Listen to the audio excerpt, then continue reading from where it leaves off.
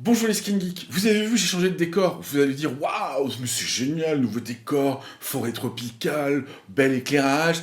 Et là non, je suis pas tout seul, je suis avec Cyril Laurent et on a décidé, à votre demande d'ailleurs sur Instagram, de vous parler de la marque CeraVe, ses points forts, ses points faibles, qu'est-ce qu'on peut en attendre.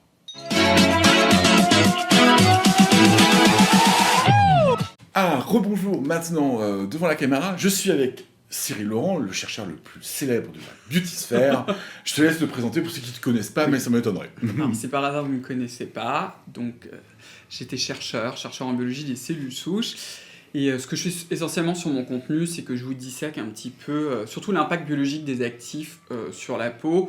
C'est vrai que sur l'ensemble des produits, c'est aussi pour ça qu'on s'entend bien. Hein. Ah oui. J'ai toujours une vision un peu plus scientifique, mais plus sur l'aspect biologique que purement chimique. Parce que moi, c'est vrai que ce qui m'intéresse, même quand je lis les articles de recherche, c'est comprendre quel est l'impact en fait de X ou Y actifs sur la peau, ou s'il n'y en a pas d'ailleurs. Oui, c'est vrai. Oui, c'est vrai, parce que des fois, on ne trouve rien et on se fait... Ah, tant pis. Voilà. Voilà. Oui, c'est un peu ça. La marque du jour dont on va parler, c'est CeraVe.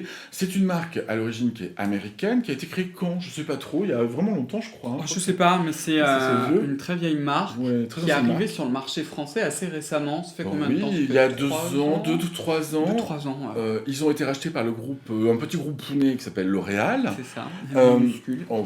Rien quoi. Ça fait peut-être plus longtemps que ça, même le rachat par L'Oréal. C'est une marque qu'on a vu beaucoup sur les réseaux sociaux français depuis quelques années, qu'on a vu énormément sur les réseaux sociaux américains. Et c'est assez logique, parce que c'est vrai que si on regarde ce qui se vend sur le marché américain, en dermocosmétiques, sans parfum, assez respectueux de la peau, eh ben, ils ont pas grand-chose. Ils ont pas grand-chose. Alors, certes, ils ont la parapharmacie française, mais pas au même prix. C'est ça. C'est-à-dire que vous avez, par exemple, on retrouve La Roche-Posay et Avène. Je pense que c'est les deux plus connus. Oui, La Roche-Posay Avène... C'est bien cher aux États-Unis. Alors, moi, je me rappelle très bien le prix d'une bombe Avène au Canada en 2017, parce que j'avais voulu me dépanner. C'était hors taxe, $18,50. Aïe. Avec la correction, avec la correction, on est à 15 €. Quoi. Vous voyez, c'est x2, x2,5. Donc du coup, les dermatos américains sur YouTube et Instagram, on parle beaucoup. C'est ça, Mais nous, on a quand même toute la parapharmacie française. Donc est-ce que ça vaut le coup ou pas, CeraVe, en France? Au niveau de la gamme, moi j'ai testé... Est-ce que tu as testé beaucoup de produits chez CeraVe? Non, j'ai testé dans l'ensemble de produits. Peut-être juste un truc... Avant, c'est que la gamme CeraVe en fait aux États-Unis n'est pas exactement la même qu'en France. C'est-à-dire que vous avez des produits comme ceux dont on va vous parler que vous retrouvez en France, mais vous avez toute une gamme avec un peu plus d'actifs qui est potentiellement plus intéressante que je n'ai pas encore testé. C'est le rétinol par exemple, tu penses? Par exemple le rétinol, l'acide hyaluronique. L'acide hyaluronique, la ointment, la nouvelle ointment, qui est un baume très gras, je pense. J'imagine, très gras, qui paraît bien plus intéressant que ce que nous on a en France. C'est ça.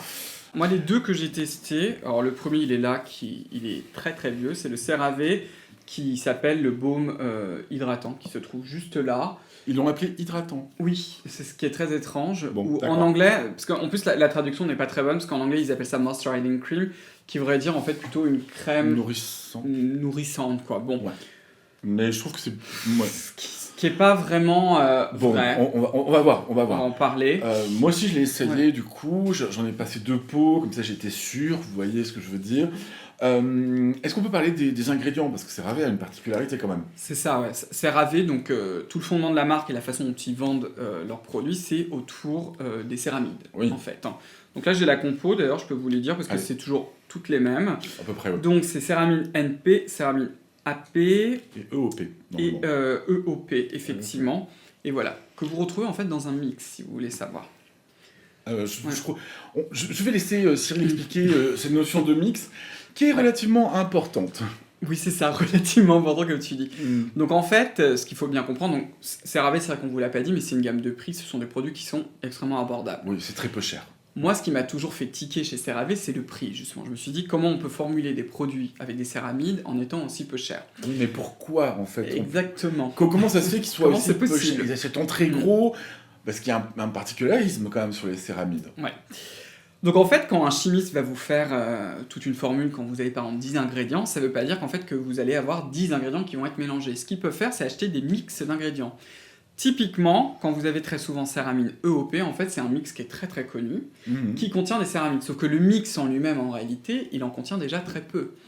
Donc je ne vais pas revérifier là en faisant la vidéo, mais si ce mix-là, par exemple, en contient 1%, et que ce mix qui contient seulement 1% de céramide est intégré à moins d'1% dans la formule, ça veut dire que vous en avez rien du tout à la fin. Il n'y en a pas beaucoup, quoi. C'est ça. Il n'y en a pas beaucoup, effectivement. Exactement. Et donc, le côté bénéfice des céramides, il est un peu loin. Après, les formules sont plutôt jolies. C'est vrai qu'on a de l'eau, on a de la glycérine, il me semble, si je m'abuse, évidemment. On a un alcool gras, par exemple, sur le baume. Ce qui est un émollient. Ouais. Un émollient. On a du caprylglycérine. Ah, mince, je vais le dire. Caprytriglycérine. Au bout de 3 ans de vidéo YouTube, j'arriverai jamais à le dire. Qui est bien, qui est un émollient très liquide, qui est pas mal. On a un autre alcool gras, je n'arrive pas à lire. Cétérate 26, c'est pour faire en fait l'émulsion. On a de l'huile minérale. On a de l'huile minérale. Un petit silicone, diméthicone. Diméthicone. Bimphénylcitanol non rincé 1%. Donc c'est le conservateur. Le conservateur, et derrière, on a loin derrière le phénoxyéthanol à 1% et céramides. C'est ça. Donc en fait, probablement que toutes les allégations autour des céramides, le pouvoir hydratant de cette crème-là ne vient pas en gros des céramides. Ah non.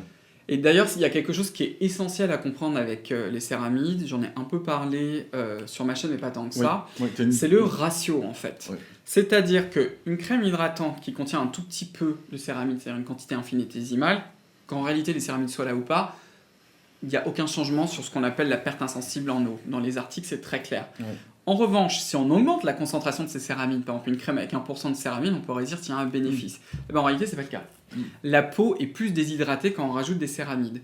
Et en fait, ce que les chercheurs ils ont montré, c'est que pour formuler une bonne crème avec des céramides, il en faut déjà une certaine quantité, évidemment, mais il faut surtout un certain ratio entre les céramides... 3-3-1 c'est ça, ouais. Alors je crois que c'est 50% de céramide, 25% de cholestérol, ça va être 15% d'acide gras, et je crois qu'il doit nous rester 10%, un truc comme ça. Un truc comme ça, ouais. De ce qu'on appelle de précurseurs, en fait, de céramide. Là, il y en a des précurseurs, il y a effectivement des précurseurs dedans. Pareil, à mon avis, c'est dans des quantités dérisoires. Parce qu'en fait, ces ingrédients, ça coûte plus de 3 000 € le kilo. Voilà. C'est ce que je veux dire. Donc, si ça contenait vraiment le sain ratio avec les bonnes quantités, j'ose même pas imaginer, parce que celui-ci, c'est celui qui contient 454 grammes. Donc, je pense que ce produit-là coûterait 1000 balles. 4 grammes, ouais, c'est très cher. Là, on est sur du très cher. Ouais. C'est ça. Ouais. Après, en soi, le produit, il est pas mauvais. C'est-à-dire que il est sans parfum, etc. Mais...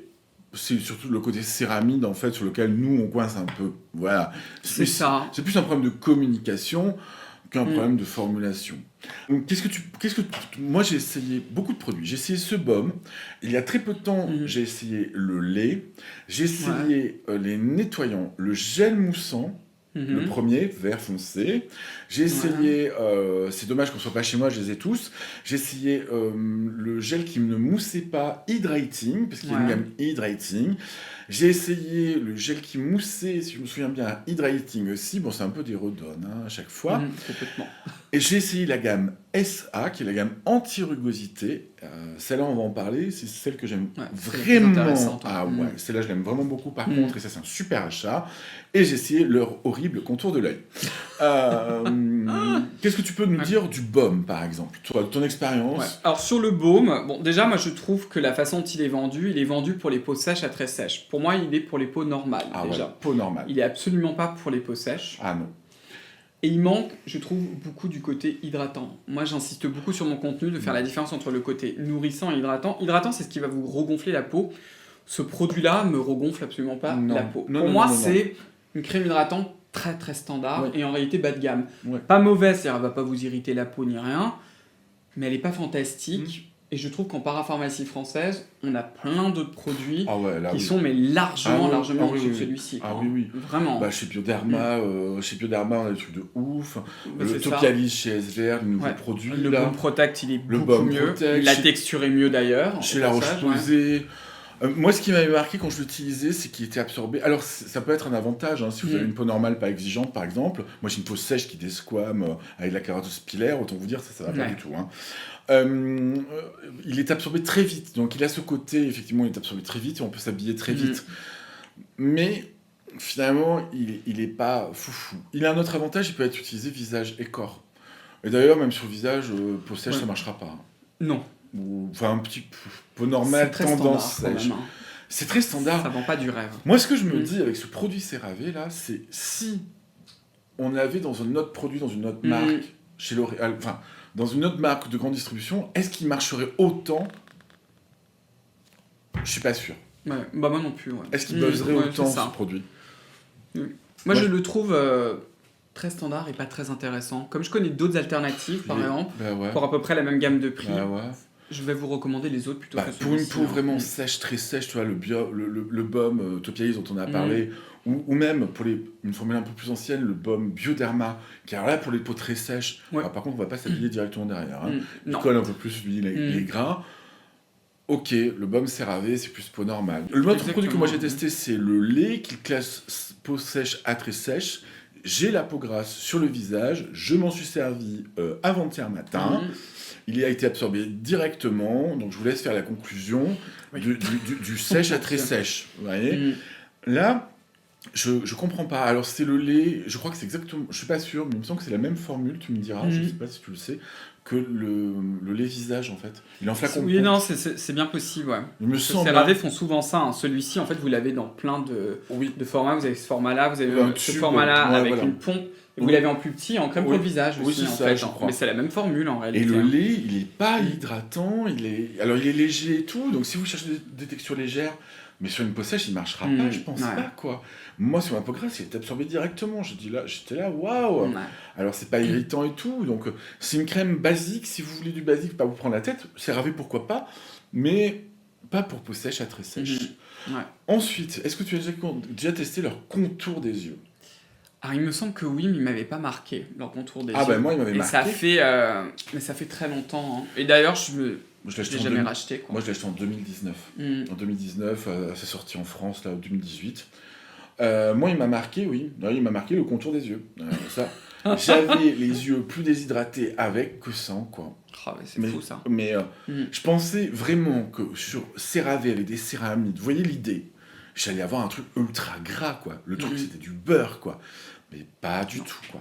Pas du tout. Moi, je sais qu'il y a plein de gens qui l'aiment. Je sais que c'est des opinions un peu moins populaires que ce qui se lit partout sur le web. Mais moi, j'ai été très déçu. Maintenant, il faut qu'on parle des nettoyants. Alors, t'as essayé quel nettoyant, toi? Alors, le seul que j'ai essayé, et je pense que c'est à cause de ça que j'en ai jamais essayé d'autres, c'est leur fameux hydratant, nettoyant hydratant, je crois qu'il s'appelle Hydrating Cleanser. Le Hydrating Cleanser, il y en a deux, si je me souviens bien.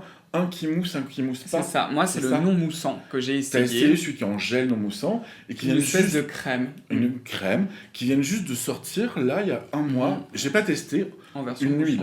Une huile. D'accord. Il paraît que c'est beaucoup mieux. Parce que oui, on va vous donner notre avis. Enfin, tu vas donner ton avis. On s'est pas concerté du tout avant. Ah non, pas du tout. Moi, j'ai un avis qui est très tranché sur ces nettoyants. Alors, le nettoyant hydratant, donc du coup non moussant, c'est pas compliqué, je le déteste. C'est aussi simple que ça. Le premier problème, moi, que j'ai avec, c'est que la façon dont en fait, on regarde la formule, ça c'est un truc que j'ai appris récemment, c'est qu'une des molécules nettoyantes qu'on appelle les tensions actifs, c'est ce qu'on appelle un quaternaire. Et c'est ceux qu'on retrouve souvent dans les produits pour les cheveux. La raison pour laquelle vous les retrouvez, ce genre de molécules dans les cheveux, c'est parce qu'en fait, ils ont une charge négative et ça s'accroche à la kératine. Sauf que sur votre peau, vous avez aussi de la kératine. Et effectivement, quand vous vous servez de ce produit-là, il se rince très mal et il ne nettoie mais rien du tout. Quand je dis rien, mais c'est rien. C'est en réalité comme une espèce de crème hydratante qui laisse un film. Et c'est bien ça le problème. Le but quand même d'un nettoyant, même pour une peau très sensible, c'est quand même que ça se nettoie et que ça se rince un minimum. Que ça se nettoie Ah bah oui, non mais c'est vrai, hein. Je suis d'accord avec toi. Et c'est vraiment... c'est une catastrophe ce nettoyant. En plus, il est même pas agréable. Il a une texture qui est comme une crème très fine. Ça s'émulsionne pas vraiment avec l'eau. Vous pouvez tout le temps frotter, même doucement, ça ne partira jamais. Enfin, ouais. Vraiment, ce produit, pour moi, c'est un gros nom. Et pourtant, enfin, en tout cas, sur les réseaux américains, il est très, très populaire. Ouais, il est extrêmement populaire. Alors moi, j'ai essayé la version la plus ancienne moussante et la version donc, non moussante. Je n'ai pas essayé l'huile, qui paraît-il est mieux, parce que j'ai eu un phénomène un peu étrange avec ce nettoyant, et je pensais que j'étais encore une fois un extraterrestre, et je me suis rendu compte que quand j'en ai parlé, j'ai pas été tout seul à avoir le problème. Premier jour d'utilisation, tout va bien. Je trouvais qu'il nettoyait pas, enfin même constat que Cyril, que je trouvais bof. Deuxième jour d'utilisation, j'en utilise des grosses quantités, en plus, bof. Et troisième jour, ma peau est partie complètement en live, et elle avait des signes, et ça j'ai pas compris, de sensibilisation cutanée. C'est-à-dire que mes produits picotaient sur ma peau, j'avais des rougeurs.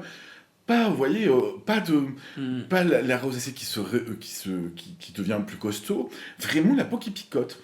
Et en discutant avec plein de rosacéens, quand j'en ai parlé sur Instagram il y a 2 ans peut-être, eh ben, j'ai eu les mêmes retours, j'ai eu pas mal de retours comme ça, que le truc était irritant, quoi. Pour un nettoyant, mince, quoi, il est sans parfum en plus. Le moussant est un peu moins comme ça, et nettoie, mais quand même, moi, il est trop costaud, quoi. Ouais, tu vois ce que je veux dire. Ouais. C'est-à-dire que c'est un excès inverse. Moi, je pense que le tension active de l'hydratant non moussant, c'était une ânerie, en fait.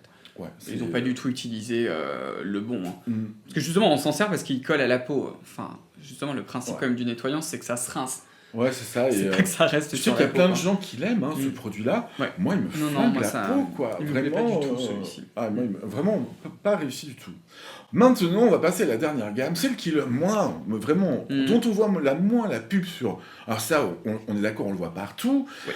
Mais alors, par contre, la dernière gamme, qui, elle est cool, mais cool, parce qu'elle est un peu plus spécifique, c'est, et je vous en ai déjà parlé sur ma chaîne, dans la rubrique Curatos Pilaire, c'est un produit donc qui est pas cher chez CeraVe et qui fait le boulot, c'est le SA anti-rugosité. Il existe en 2 produits, le nettoyant et la crème, comme ça, en gros pot. Est-ce que tu l'as essayé celui-là? Non, aucun des deux, à vrai dire. Et c'est peut-être le seul produit que j'aurais envie d'essayer, à vrai dire. Sincèrement, oui, t'es passé à côté du truc, quoi. Franchement, c'est topissime, en fait. C'est donc, à l'intérieur, qu'est-ce qu'on a? On a, alors, je vous le fais de tête, parce que je suis pas à la maison avec les produits, mais je crois qu'on a des acides exfoliants, évidemment. Il y a, il me semble, de l'acide salicylique, donc le BHA, on va en parler, le BHA qui est un exfoliant, qui est un exfoliant lipophile, donc il est pas mal pour nettoyer les points noirs, c'est pas le but du produit du tout, vous ne faites pas ça, avec, nous avons une anecdote à ce sujet qu'on ne vous racontera pas, de quelqu'un qui s'en est servi comme ça, mauvaise idée, et il y a des acides AHA, je sais plus lequel, je crois que c'est du glycolique, mais je suis pas complètement sûr, j'ai oublié moi aussi, et il y a de l'urée, il me semble, exactement, et il y a de l'urée à l'intérieur. Donc, ce baume-là, il est très particulier, c'est un baume qui est exfoliant. Pour le coup, il apporte aussi de l'hydratation grâce à son urée et ses AHA, parce que les AHA apportent de l'hydratation. C'est ça, c'est les humectants. Et il marche du feu de Dieu sur la Keratos Pilaire pour un prix qui est peanuts, quoi. Là, pour le coup, la formule, elle est hyper réussie. Vous voyez, je suis hyper emballé, beaucoup plus que les autres gammes, quoi. Les autres gammes, c'est hyper basique, là, c'est tout l'inverse.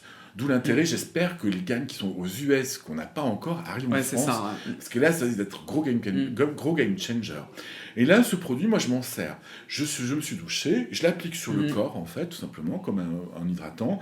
Comme il a beaucoup d'urée, évidemment, l'inconvénient, c'est qu'il colle un petit peu. On le sait, l'urée, ça colle. Effectivement, l'urée, ça colle, Mais par contre, ça vous fait une exfoliation corps. Waouh! Et puis, pas pénible à utiliser, gros pot, pas cher, on aime.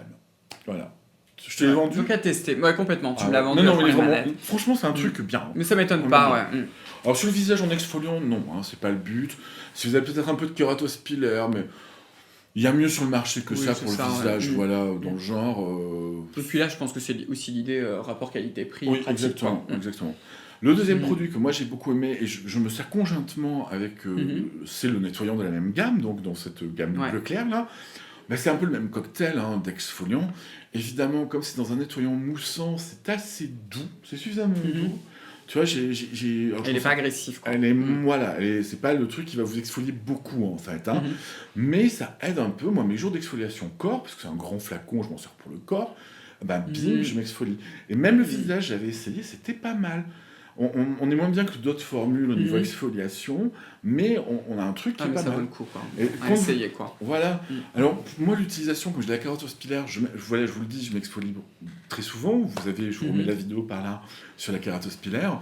Moi, je fais 1 jour sur 2, donc ce baume est ça.